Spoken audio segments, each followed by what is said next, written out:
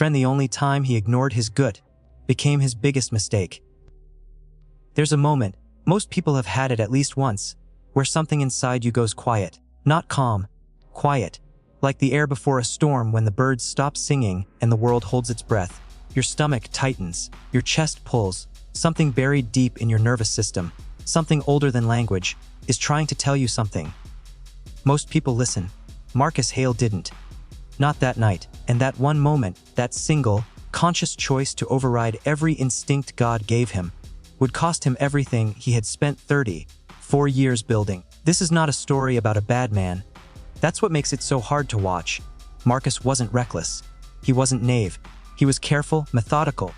The kind of man who checked deadbolts, and never left the house without his phone fully charged. He was the guy in your circle who said, "I've got a bad feeling about this," and was right 90% of the time. His friends called it a gift. His mother called it grace. But gifts don't protect you forever, and grace runs out. Marcus grew up in Columbus, Ohio, the second of 3 boys in a working-class family that treated honesty like a religion. His father, Ray Hale, worked 30 years at a machine shop and never once called in sick unless he truly was. His mother, Denise, kept a hand-stitched sign above the kitchen sink that read, "A man's word is his whole net worth." Marcus read that sign every morning for 18 years. He believed it with his whole chest. By his early 30s, Marcus had built a small but profitable logistics consulting firm. Nothing flashy, he moved freight contracts between mid-size manufacturers and regional carriers, taking a healthy margin in the middle. He had 7 employees, a modest office in the Short North neighborhood, and a reputation in the Columbus business community that was, by any measure, spotless. He drove a used Acura. He coached youth basketball on Saturdays. He sent money home to his mother every month like clockwork. He was, in every sense, a man who had earned his peace. Then came Danny Reeves. Danny came into Marcus's life the way a lot of dangerous things do, through someone you trust.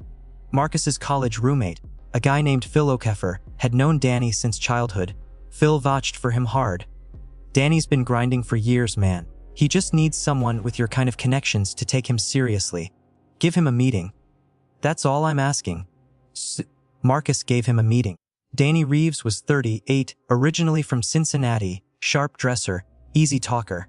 He had the kind of face that made you want to believe him, open, warm, with these pale green eyes that made him seem transparent, like he had nothing to hide.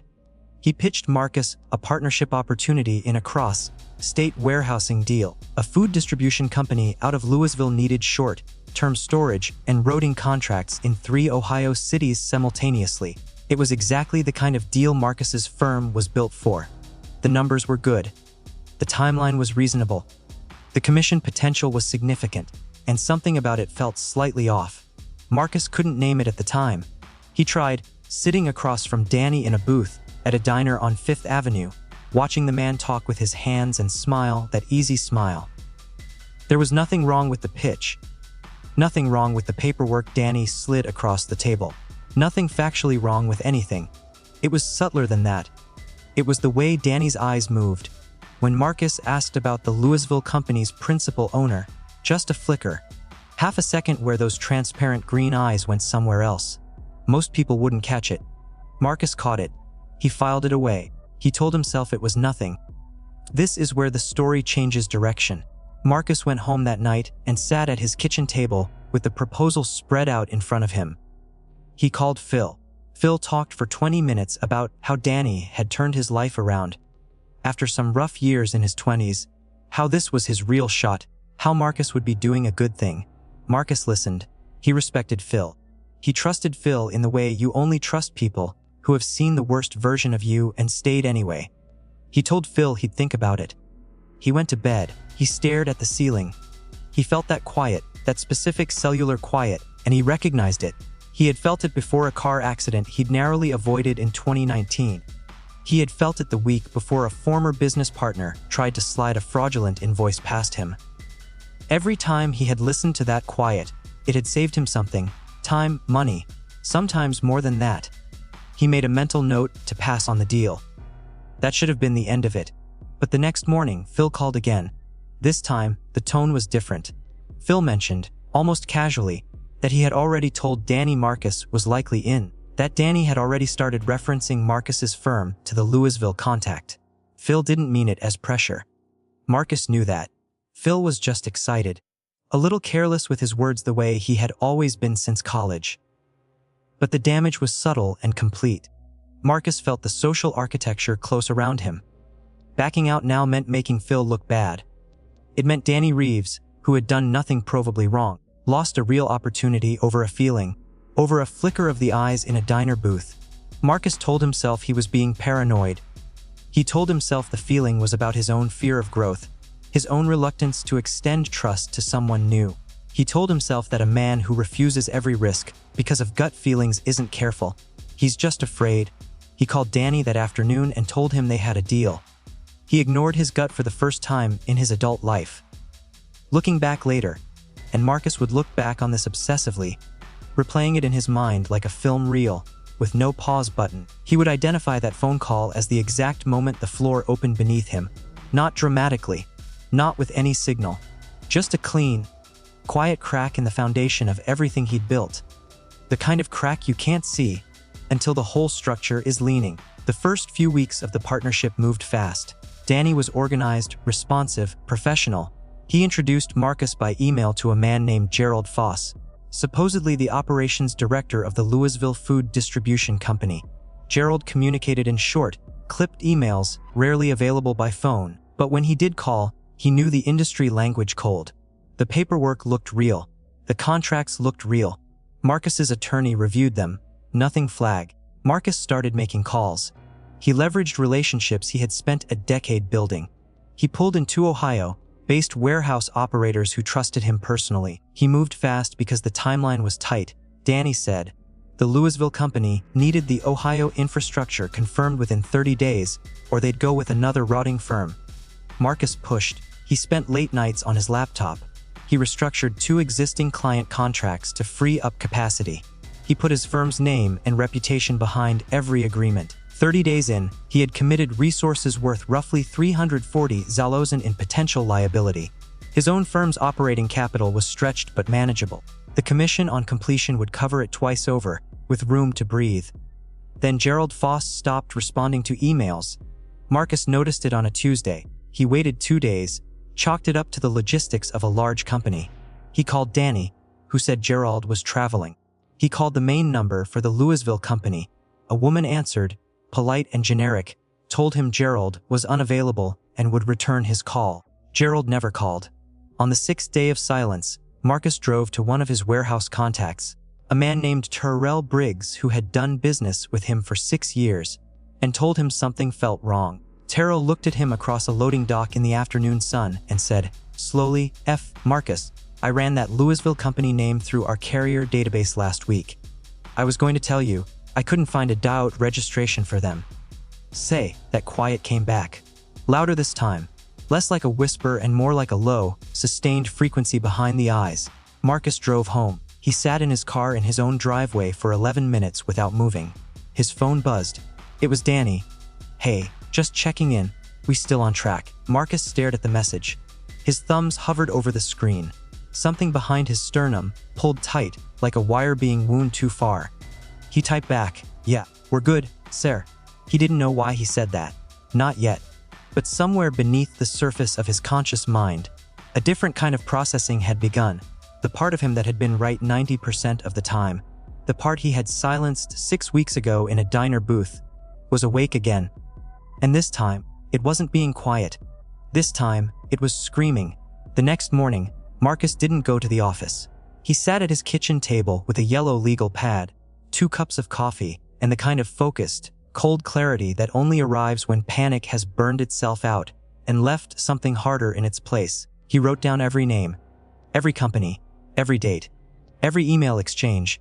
He drew lines between them the way a detective maps a caseboard. And when he stepped back and looked at what he had, the picture that emerged made his stomach drop straight through the floor. There was no Louisville Food Distribution Company. Not the one Danny had described. Marcus had his attorney run a full business registration search across Kentucky, Ohio, and Indiana. The company name Danny had used, Hartwell Foods Group, existed as a registered LLC in Kentucky, but it had been formed just 11 weeks before Danny first sat down across from him in that diner booth. No operating history. No Dow T carrier number. No physical warehouse address that checked out. The registered agent was a name Marcus had never heard. A man named Colin Pruitt, with a P.O. box in Lexington. Gerald Foss, the supposed operations director, didn't appear in any professional database. No LinkedIn. No industry records. No prior employment history anywhere in logistics or food distribution. The email domain he had used, hartwellfoodsgroup.com, had been registered 10 weeks ago through a private proxy service. The phone number for the main office, routed to a virtual answering service that could be set up online in under 15 minutes for $40 a month. Every layer Marcus peeled back revealed the same thing underneath: nothing. Constructed air. A stage set with no building behind it. He was looking at a fraud. A long, patient, well-constructed fraud. And he had walked directly into the center of it with his eyes open, carrying his reputation and his firm's resources like an offering. The question that hit him hardest wasn't how. It was who. Because this kind of operation, the kind with fake companies, fake directors, fake contracts that passed a legal review, didn't happen by accident. This required planning. This required someone who knew Marcus well enough to know what would move him, what he would trust, how to frame a deal so it landed in exactly his wheelhouse. This required someone who understood that the only way to get Marcus Hale to override his instincts was to route the approach through someone Marcus already loved. He picked up his phone. He called Phil. Phil answered on the second ring, bright and unsuspecting, the same easy voice Marcus had known for 15 years.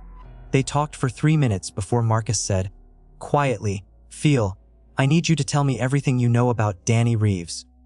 Not the version you gave me before. Everything." The pause that followed lasted 4 seconds. Marcus counted them. Phil said he had met Danny through a gym they both used in Cincinnati. That Danny had talked about logistics deals, about needing a connection to someone credible in Columbus. That Danny had been, and here Phil's voice shifted, just slightly, just enough, generous when Phil had agreed to make the introduction. Marcus asked what generous meant. Phil got quiet. Marcus asked again, his voice flat and patient in the way that meant. He already knew the answer and was giving Phil a chance to tell the truth. Phil had taken $3,000 from Danny Reeves to make the introduction. He said he hadn't known it was a setup. He said Danny told him it was a standard finder's fee, common in the industry. He said he hadn't asked too many questions because he needed the money. His daughter's medical bills had been piling up for months, and he hadn't wanted to burden Marcus with it. Marcus sat with that for a long moment. He believed Phil didn't know the full shape of what Danny was running. Phil wasn't built for deception at that scale.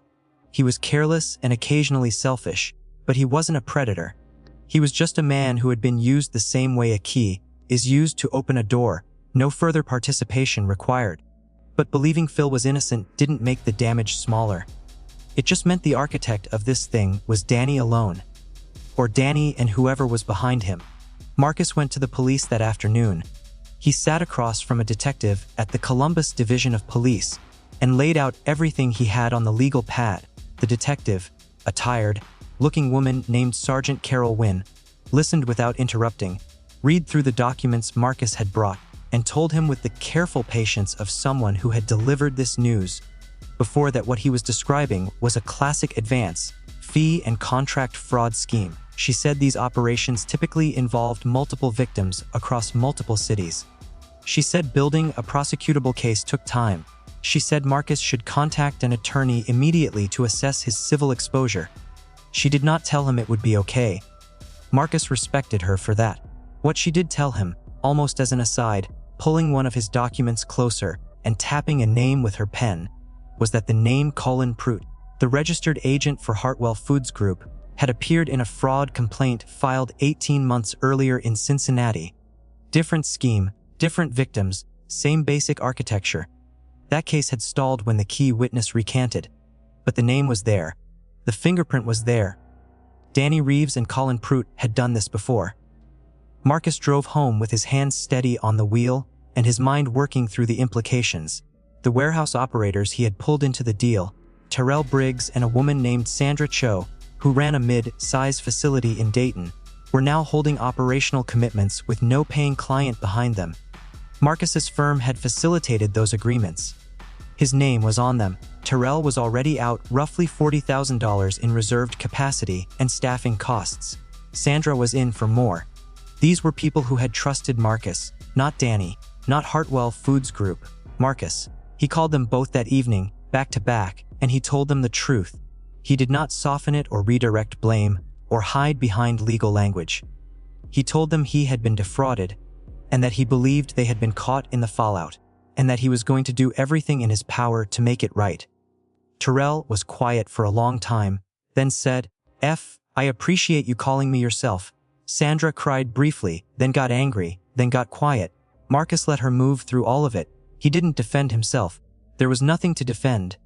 He had brought them to this table. That night, lying in bed, Marcus did something he hadn't done since he was a teenager. He stared at the ceiling and let himself feel the full weight of it without trying to solve his way out of it.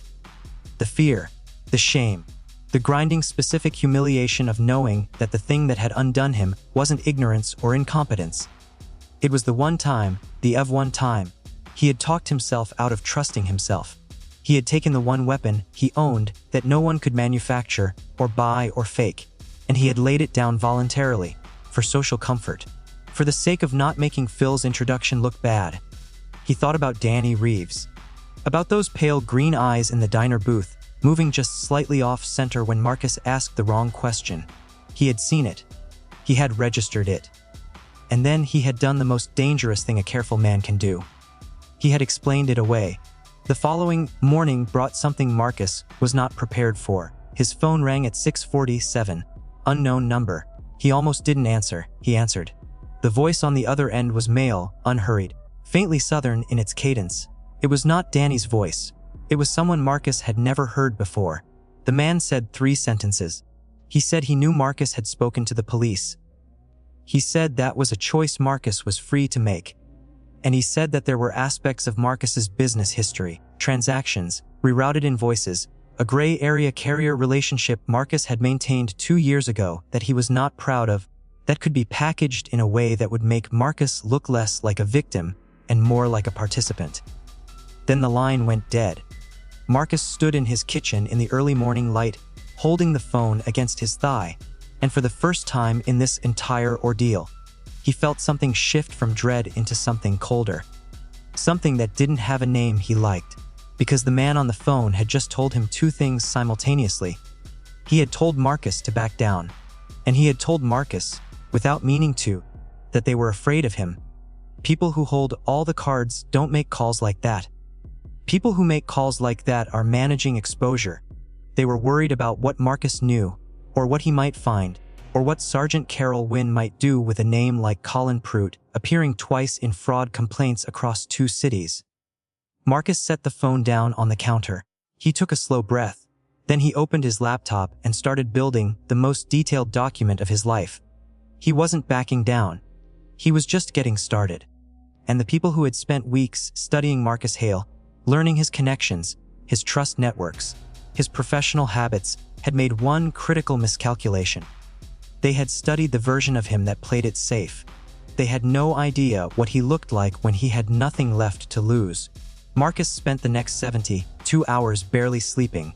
He worked in a methodical silence that his younger self would not have recognized. No music, no television in the background, no phone calls unless he initiated them.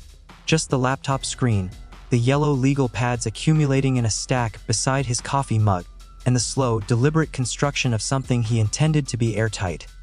He was building a timeline, a full, documented, cross-referenced account of every interaction, every transaction, every digital fingerprint that Danny Reeves, and whoever was behind him had left across the surface of this operation. He was also doing something else, something that required a different kind of patience. He was waiting for Danny to make contact again. Because that's what men like Danny do. Marcus understood this now with a clarity that felt almost clinical. The fraud was only half the game. The other half was management, keeping victims disoriented, off balance, either chasing resolution or paralyzed by the threat of exposure. The phone call at 6:47 had been the second move. Marcus knew there would be a third, and when it came, he intended to be recording it. He downloaded a call recording application on his phone. He reviewed Ohio's one-party consent law with his attorney, a sharp woman named Renee Castillo, who had been his legal counsel for 4 years. Renee told him he was within his rights to record any call he was a party to. She also told him, very directly, that she was concerned about the threatening nature of the early morning call and that she wanted him to document it formally with Sergeant Wynn immediately. Marcus did. He sat across from Wynn again, this time with Renee beside him, and he laid out the new layer. Wynn's expression didn't change much, but something sharpened in her eyes when Marcus described the caller's reference to his gray area business history. She said that element, the implicit threat of reframing a victim as a co-conspirator, was a signature tactic in organized fraud operations used specifically to suppress cooperation with law enforcement. She said it told her something important about the scope of what they were dealing with. This wasn't a two-man street-level con. This had structure. This had someone behind it who understood legal pressure and knew how to apply it. She told Marcus to be careful. He told her he intended to be useful instead. On the 4th day, Danny called. The tone was completely different from the early morning threat call. Danny's voice was warm, almost apologetic, sliding back into the easy register of a man who believed charm was a renewable resource. He said there had been complications with the Louisville contract. He said Gerald Foss had left the company unexpectedly. He said he was working on a restructured deal that would make everyone whole, and that he needed Marcus to hold off on any legal action for just 2 more weeks while he sorted the details. Marcus listened. He kept his voice level and cooperative. He asked careful questions, the kind that sounded like the questions of a man who wanted to believe, who was looking for a reason to stand down. Danny answered them fluently, smoothly, with the practiced ease of someone who had run this particular script before. At one point Marcus said, almost offendedly, "I just need to know the people behind this are solid, Danny. I need to know Colin Prout is someone I can trust, Z." The silence that followed lasted 2 full seconds. It was the same silence as the diner booth, the same flicker, except this time Marcus was listening for it, and this time it was being recorded. Danny recovered fast. He said he wasn't sure who Marcus was referring to. He said the name didn't ring a bell. He said he'd look into it and get back to him. He ended the call with a warmth so manufactured. It was almost impressive. Marcus sent the recording to Renee within 4 minutes. Renee sent it to Sergeant Wynn within the hour. What happened next moved faster than Marcus expected. Wynn had apparently been building something of her own. The Colin Prout connection to the Cincinnati complaint had been enough to open a formal inter-agency inquiry involving the Ohio Attorney General's Fraud Division. The recording, specifically Danny's 2-second silence and subsequent denial of a name that appeared on the LLC registration of his own fake company, was the kind of detail that prosecutors describe as a thread. The kind you pull carefully and then, at a certain point, all at once. Within 10 days, Danny Reeves was brought in for questioning. Within 3 weeks, Colin Prout, who turned out to be a 44-year-old man living outside Cincinnati with 2 prior fraud convictions in different names, was arrested. The full scope of the operation, as it emerged through the investigation, was larger than Marcus had imagined. 7 victims across 4 states. A combined financial exposure of just under $2 million. 3 of the victims had been so intimidated by the threat calls that they had never contacted police. Marcus had been the only one to push back. He sat in Renee's office the morning the arrests were confirmed and felt something he had not expected. Not relief, exactly. Not satisfaction. Something quieter than either of those. Something that felt like the sound a tight wire makes when the tension is finally released. Not a celebration, just a return to the correct frequency. But the math of what this had cost him was still sitting on the table. The investigation's success didn't erase his firm's liability. Terrell Briggs and Sandra Cho had real losses. Marcus's operating capital was damaged in ways that would take at minimum 18 months to fully recover. 2 of his 7 employees had left during the uncertainty of the preceding weeks, reading the instability correctly and protecting themselves. He didn't blame them. He met with Terrell and Sandra together, in person, at a neutral location, a conference room at a downtown hotel that Renee had arranged. He brought documentation of everything he had done from the moment He discovered the fraud, the police reports, the timeline, the recordings, the attorney communications. He put it all in front of them. He said he was not there to negotiate, and he was not there to minimize. He was there to show them that when he told them, he would do everything in his power to make it right. He had meant it literally, and he wanted them to be able to see the receipts. Terrell studied the documents for a long time. Then he looked up at Marcus and said something Marcus would carry with him for years afterward. He said, "I've had people wrong me in business and disappear. I've had people wrong me and send lawyers. You're the first one who ever came back and showed me his work." He said he wasn't whole yet, and Marcus wasn't off the hook yet, but that he was willing to work through it. Sandra said the same, with a directness Marcus respected deeply. The civil resolution took 14 months. It was not painless. Marcus restructured debt, renegotiated contracts, and worked longer hours than he had since the founding years of his firm. He did not take a salary for 6 months. He sold the Acura and drove a 2009 Honda Civic with a cracked dashboard for almost a year.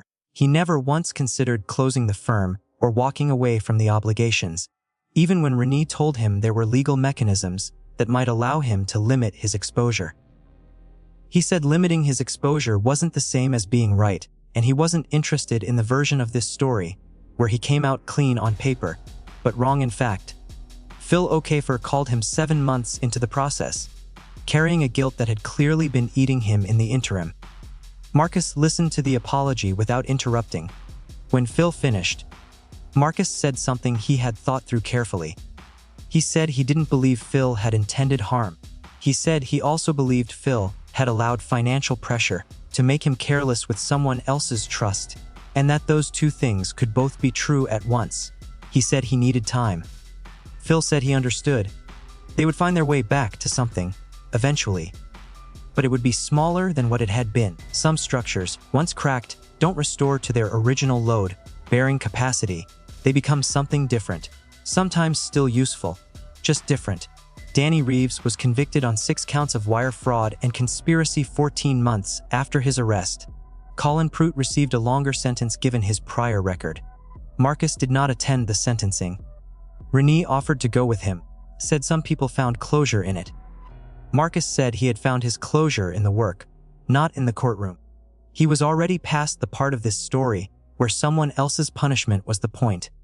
On the night the final civil settlement was signed and filed, a quiet Tuesday in late autumn, Marcus drove home through the short north neighborhood, past the diner where he had first sat across from Danny Reeves, past the booth where he had watched those pale green eyes flicker for half a second and chosen to look away. He drove slowly. He didn't stop.